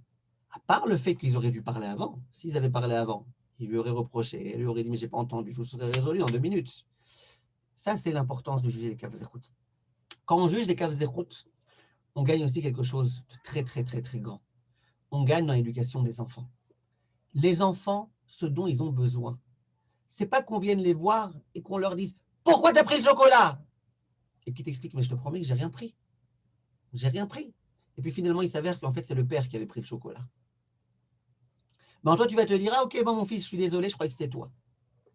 Mais regardez combien ça pourrait donner si on allait voir des enfants et qu'on disait, il n'y a pas de chocolat, je ne sais pas où il est passé, est-ce que quelqu'un l'a pris sans demander la permission? Là, dans le premier cas, tu lui as fait du mal à ton enfant. Tu lui as montré que je te suspecte. Tu lui as montré que je suspecte que tu es un voleur ou que tu es un menteur ou que tu es un machin. Ok, après tu vas t'excuser, mais tu as fait le mal, après tu vas t'excuser. C'est comme si je viens, je te donne un coup de poing à la figure, après je te dis, bon, tu m'excuses. Ouais, mais j'aurais préféré que tu ne me donnes pas le point à la figure, j'ai pas besoin de t'excuser. Quand on vient voir son fils et qu'on lui dit, toi, tu es un vaurien, toi, tu es un machin, toi, je te suspecte d'eux, je suis sûr que c'est toi. Et en plus, les gens qui suspectent, ils collent des étiquettes. Toi, tu es un fainéant, et toi, tu es un menteur, et toi, tu fais jamais ce qu'on te demande, et toi, quand on fait ça, eh ben, on les tue, nos enfants. On les tue. Après, on s'étonne pourquoi, quand ils sont plus grands, ils ont plein de problèmes dans leur vie. On les tue, nos enfants. Quand, au contraire, tu montres à ton fils, j'ai confiance en toi, je te fais confiance. Ok, ton fils, il a une lourdeur, il en a même 2, il en a même 3, d'ailleurs, il l'a hérité de toi, mais c'est un autre problème. Il a des problèmes, ton fils, ok, mais montre à ton fils, ok, tu as tel problème, mais regarde toutes les qualités que tu as. Et eux, ils ont besoin de nous, les parents, les éducateurs, pour voir ça. Eux, ils sont sans arrêt en train de se concentrer sur leurs problèmes. Et ils ont l'impression qu'ils sont nuls, surtout si c'est ce qu'on leur dit en classe, surtout si c'est ce que leurs amis leur disent. Ils ont besoin de quelqu'un qui puisse de l'extérieur venir voir et dire, ok, t'es mauvais en mathématiques, et alors? Qu'est-ce que ça fait? Regarde comment tu es bien dans tous les domaines de ta vie. Regarde comment tu es bon dans telle et telle chose. Regarde les bonnes midotes que tu as. Tu es le fils de Akadosh Baruch Hu. Regarde comment tu fais bien tes brachot. Regarde comment tu fais bien. C'est de ça qu'ils ont besoin, nos enfants. Ça, c'est quelque chose de très, très important. Et je racontais l'autre jour, je vous la raconte rapidement, l'histoire de l'un des grands pédagogues qui s'appelle Rabbi Yaakov. Il raconte que dans une école en Israël, il y a un jour un directeur qui était dans une classe. Et il avait urgemment besoin qu'on lui amène quelque chose de son bureau. C'était l'époque des bacs blancs. Et tous les énoncés étaient posés sur son bureau. Il ne pouvait pas lui-même aller dans son bureau pour chercher la chose, il devait nommer quelqu'un. Mais il s'est dit, si je nomme quelqu'un, que ce quelqu'un il regarde les questions qu'il y a dans les bacs blancs, etc., ouais. Il a été choisir le meilleur élève de la classe dans laquelle il se trouvait, qui était au passage le meilleur élève même de l'école. Plus sérieux. Le plus... vous voyez ce que je veux dire. Il lui dit, va chercher les... je te donne les clés, va chercher dans mon bureau telle et telle chose. Il lui dit, attention, il y a les bacs blancs. Attention si jamais tu regardes quoi que ce soit. Attention. Fais très, très attention à toi. Il y a les bacs blancs là-bas. Tu sais combien c'est important? Attention. L'histoire raconte que l'élève a été, que comme c'était le meilleur élève, en 30 secondes, il a réussi avec sa mémoire à retenir tous les énoncés. Dans les moindres détails, il était raconté à chaque classe c'était quoi les énoncés, à chaque machin. Finalement, grand balagan, tout le monde a eu 100 sur 100. Il aurait dû être fier, le directeur. Ah, dans mon école, 100 sur 100. Le directeur, il a commencé à se dire, je ne sais plus quoi faire. J'ai pris le meilleur élève. Regarde ce qu'il me fait cet élève-là. Il ne savait pas quoi faire. Il s'est dit, qu'est-ce que je fais maintenant? Je le renvoie. Qu'est-ce que je fais? Son bac blanc, bientôt c'est la fin de l'année, la fin de terminale. Qu'est-ce que je fais? Il s'adressait à Rabbi Yaakov, l'un des très grands pédagogues d'Israël. Le Rabbi lui a dit, c'est toi l'idiot, ce n'est pas l'élève. Il dit, pourquoi? Il dit, c'est pas comme ça qu'on fait. Il dit, tu sais ce que tu aurais dû faire? Tu aurais dû voir l'élève et lui dire, écoute, tu sais qu'il y a les bacs blancs, tu sais. Maintenant, regarde, je ne peux pas donner la clé à n'importe qui. Parce qu'il y a les bacs blancs et tu sais combien le Yetzirah est grand quand il y a les bacs blancs. Il dit, tu sais pourquoi je t'ai choisi à toi? Parce que toi, je sais, je suis sûr et certain, je te crois aveuglément. Je sais que toi, tu seras capable d'aller et de ne pas regarder les énoncés. C'est pour ça que je t'ai nommé à toi. C'est pour ça. Il dit, si tu lui avais dit ça, tout se serait bien passé. Et ils ont essayé de faire un exercice. Ils ont fait la même espèce d'histoire, évidemment, ce n'était pas le jour même, c'était à un autre moment. Et exprès, ils ont mis une caméra dans la pièce du directeur, juste pour bien voir. Ils ont nommé un élève qui n'était pas le meilleur, qui était un élève comme un autre. Le directeur, il lui a dit, je te choisis à toi, parce que toi, je te fais confiance. Toi, je sais que dans la droiture, tu es 100%. Va. Et bien, l'histoire raconte que l'élève est venu, il a ouvert la porte, il a tourné la tête comme ça pour être sûr de prendre l'objet sans chasvé shalom, regarder ce qu'il y a sur les bacs blancs. Il est vite sorti, il a fermé la porte, et puis il a été. Quand tu montres à ton enfant que tu lui fais confiance, c'est toi que j'ai choisi pour. Je sais que toi, tu vas pouvoir réussir. La façon dont tu as prié aujourd'hui, c'est bien, mais de toi, je pense que tu pourrais faire un peu mieux, parce que je sais de quoi tu es capable. C'est quand on montre à son enfant, c'est quoi les qualités qu'il a, qu'il va pouvoir, Bezrat Hashem, s'en apercevoir. Il a besoin d'un miroir quelquefois, et qu'il va pouvoir s'en servir. Et ce qu'on gagne aussi, et c'est le dernier point que je vous dis maintenant, ce qu'on gagne, c'est que soi-même, on apprend à se juger favorablement. Parce que ce dont les gens souffrent beaucoup aujourd'hui, c'est de cette haine personnelle que les gens ils ont. Les gens, ils s'en veulent pour tout. Les gens, dès qu'ils ont fait une petite erreur, ils s'en veulent, ils pensent que c'est la fin du monde. Les gens, ils sont sûrs que leur être, c'est leur défaut. Non, leur être, c'est leur qualité et leur défaut. Et ils n'ont pas cette vision globale. Et les gens, ils se jugent sans arrêt. Quand tu apprends à regarder le beau et pas le moche, le bien et pas le mauvais, le fait que l'homme peut se tromper, Talmid Chacham, il peut fauter, et après faire teshuva. Quand tu apprends à vivre de cette façon-là, tu apprends que toi aussi, tu peux fauter. Si le Talmid Chacham, il peut fauter et faire teshuva, toi aussi, tu peux fauter et faire teshuva. Si le Talmid Chacham, quelquefois, quand il fait des actes qui n'ont pas l'air super, mais il a des circonstances atténuantes, toi aussi, tu as quelquefois des circonstances atténuantes. Quand on vit de cette façon-là, on vit de façon beaucoup, beaucoup plus sereine. Et vous remarquerez, les gens qui jugent les autres de façon défavorable, je parle des gens dont c'est vraiment pathologique, généralement, c'est les gens qui eux-mêmes n'ont aucune estime d'eux-mêmes. Vous verrez, regardez autour de vous. Les gens qui n'ont aucune estime d'eux-mêmes, les gens qui se jugent de façon tellement, tellement négative, ils jugent les autres de façon négative. Quelquefois, et très souvent d'ailleurs, c'est pour se donner bonne impression. Je ne suis pas le seul à être nul, voilà, on est tous nuls.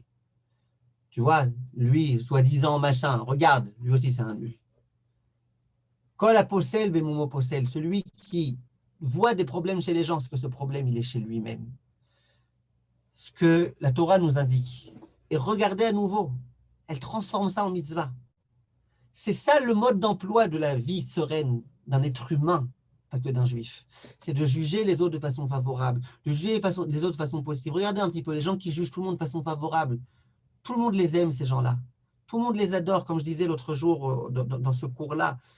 Je vous avais dit au début du cours que c'est un cours que j'ai donné, Leilou Nishmat Yitzhak Ben Rachel.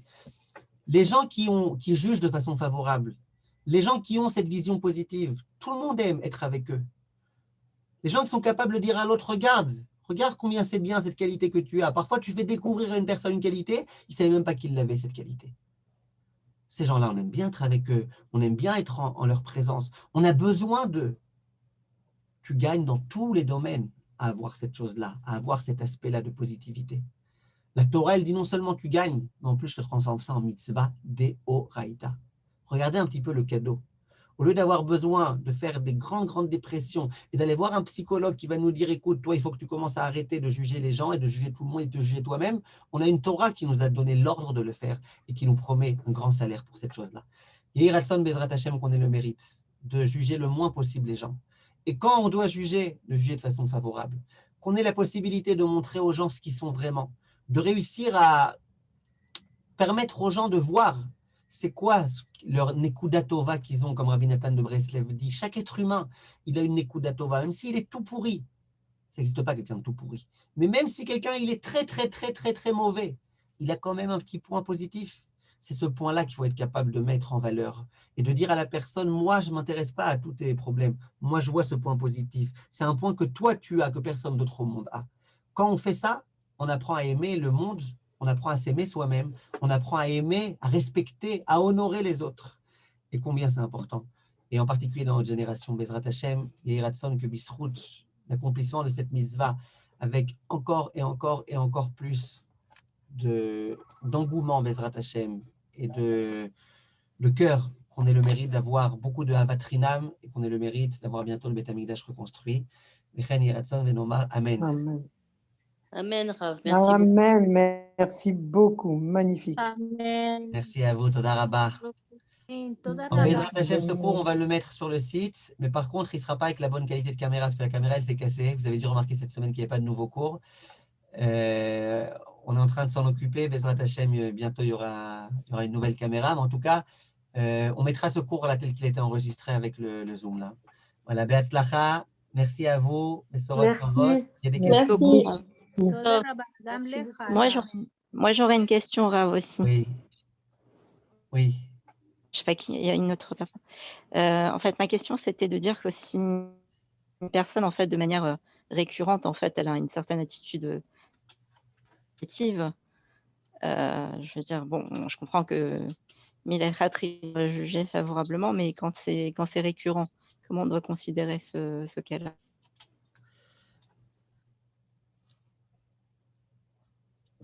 C'est quoi comment on peut juger?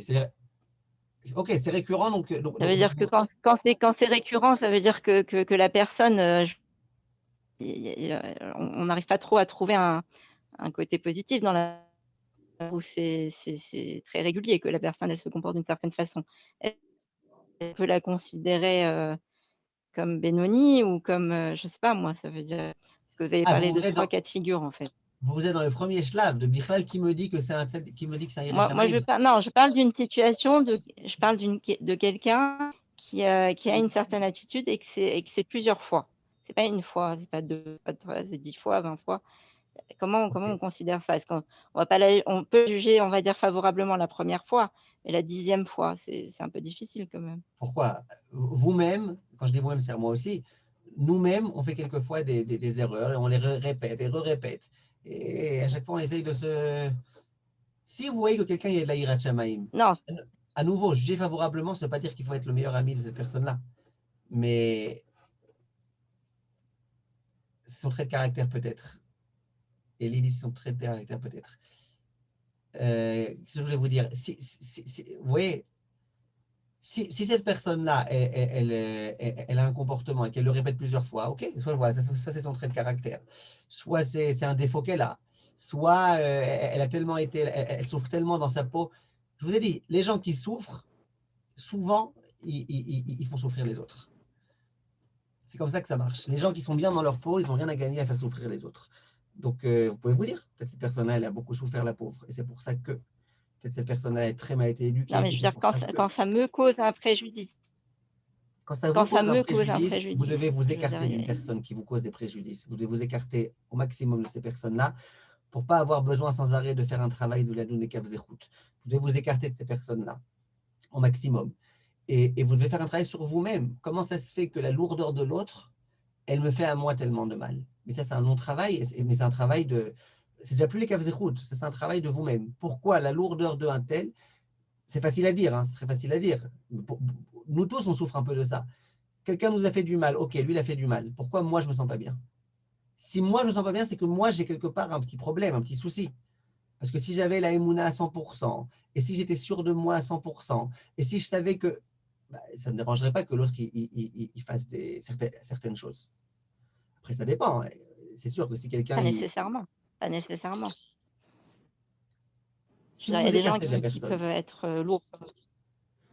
lourde, je m'ai entendu.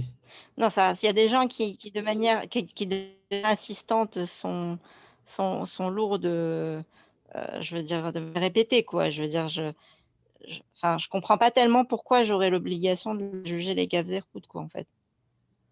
Non, Je à comprends que nouveau, c'est mieux de le faire, mais alors à nouveau, le Lekav Zerhout, il peut être un truc du genre, comme je vous ai dit. Le Lekav Zerhout, il peut être un truc du genre, il va pas bien, il est fou. Si vous avez quelqu'un dont vous voyez très bien à sa façon de marcher, à sa façon de parler, à sa façon de machin, que c'est un retardé mental, et il vous fait du mal, vous n'avez pas lui en vouloir, même si ça vous fait beaucoup de mal, ce qui vous fait bien, parfois il vous donne des claques, ça vous fait vraiment mal. Vous n'avez pas lui en vouloir, vous savez que c'est un malade mental. Mais il y a beaucoup de gens, c'est peut-être un grand ridouche, ça je crois que j'ai déjà dit quand même plusieurs fois, j'imagine que vous m'avez déjà entendu le dire, Rivka, il y a des gens qui ont une tête d'être des gens normaux, qui ont l'air d'être des gens normaux, qui, 90% des gens, vous les interrogez, est-ce que lui c'est quelqu'un de normal, ils vous diront il est normal, et en fait c'est un malade mental. Il y en a plein des gens comme ça. Et maintenant, vous allez dire, ouais, mais si ça avait été un malade mental, que tout le monde sait que c'est un malade mental, j'aurais plus de facilité à le juger que là, qu'il n'y a que moi qui sais que c'est un malade mental. Ok, mais c'est quand même un malade mental, ça ne change rien.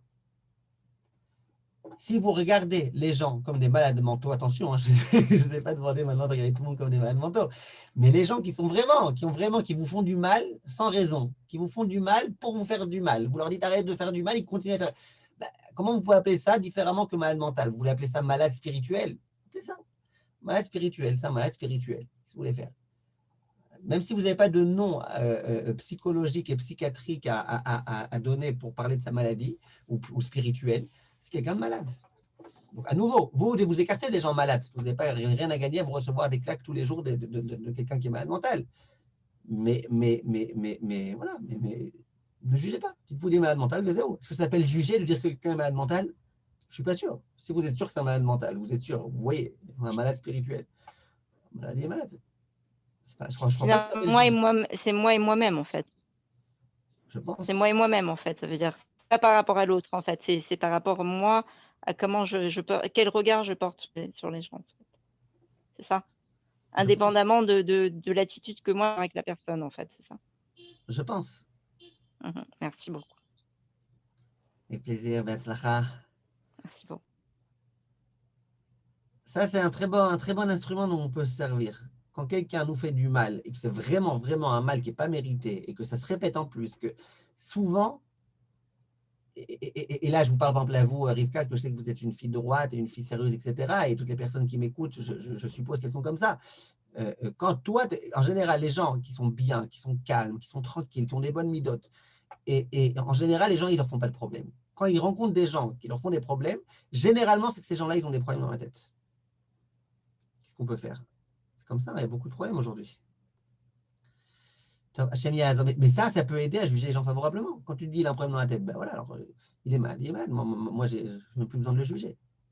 Par contre, si vous pensez que c'est quelqu'un de droit et de bien et de prémédité, de trucs, et vous dites il me fait du mal, alors tout de suite vous allez dire pourquoi il me fait du mal? Pourquoi? Qu'est-ce que je lui ai fait? C'est-à-dire que je ne suis pas bien, et vous allez vous remettre en question. Mais si vous comprenez qu'il est mal, il est mal. C'est-à-dire que nous, on n'a pas la possibilité de dire que c'est un rachat, par exemple, de dire que quelqu'un qui. Parce que vous avez Agdara de rachat, que le rachat, on n'a pas l'obligation de le juger S'il fait Shabbat, favorablement. s'il fait les Nous, on ne peut mitzvot, pas dire que quelqu'un fait un rachat. je ne sais pas. À nouveau, il y a des Bonagit qui qui fait pas. Bonagit qui fait pas. Qui fait pas quoi? Ça veut dire quoi rachat? C'est ça qui m'intéresse. Qu'est-ce que vous dites quand vous dites qu'en fait, un rachat, on peut on n'a pas le devoir de le juger favorablement. Non, un rachat, Qui est appelé rachat en par fait? exemple, quelqu'un qui ne fait pas Shabbat. D'accord? Il ne fait pas Shabbat, même si vous dites que ce n'est pas un vrai rachat parce que c'est Inokshe Nishba, mais n'empêche que quand vous le voyez dans la voiture Shabbat, vous n'êtes pas obligé de vous tordre l'esprit pour dire que peut-être qu'il est dans la voiture pour accomplir une mitzvah de Horaïta.